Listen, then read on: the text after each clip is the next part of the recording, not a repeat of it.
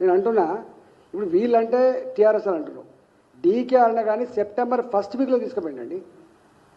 DK అరుణ గారిని September 1st వీక్లో తీసుకుపోయి ఎంపీ గారు మీకు కాళ్ళు మొక్కుతాం, దండం పెడతాం, మా భూములు పోకుండా కాపాడమని చెప్పి అప్పుడు చెప్పిండ్రు. అక్కడ మా పార్టీ పెద్దగా లేదు, మాకు వచ్చిన ఓట్లు 3000 4000 ఓట్లే. కానీ ట్రాక్టర్ల మీద వాళ్ళే స్వచ్ఛందంగా వచ్చి ఆ దండాన్ని సక్సెస్ చేసినంటే అర్థం చేసుకోండి. ఒకటి గుర్తుపెట్టుకోండి, ప్రజలకు ఇష్టం లేకుండా బలవంతంగా ఉద్యమాలు నడుతాయా? బలవంతంగా వచ్చి స్టేట్మెంట్ ఇస్తారా? చెప్పండి. మొన్న కూడా గిట్టే ఇచ్చారు, హైడ్రాలో ప్రజలకు బాగా సంతోషపడుతున్నారు, మూసీ నది భూములు గుంజుకుంటా అంటే ప్రజలకు ఇష్టంగా ఇస్తున్నారు, వీళ్ళే బలవంతంగా 5,000 రూపాయలు ఇచ్చి మాట్లాడిస్తున్నారని చెప్పి నిజమానండి? ఒకవేళ అది నిజమే అయితే, 5,000 రూపాయలు ఇచ్చి మాట్లాడించింది నిజమే అయితే మరి ఎందుకు హైడ్రా మీద నువ్వు తోక ముడిచినావు? ఎందుకు ఇవాళ మూసీ మీద నీకు ఎందుకు రియాక్షన్ వస్తే నువ్వు కొంత అప్రూవల్ వచ్చిన పడవు? చెప్పండి.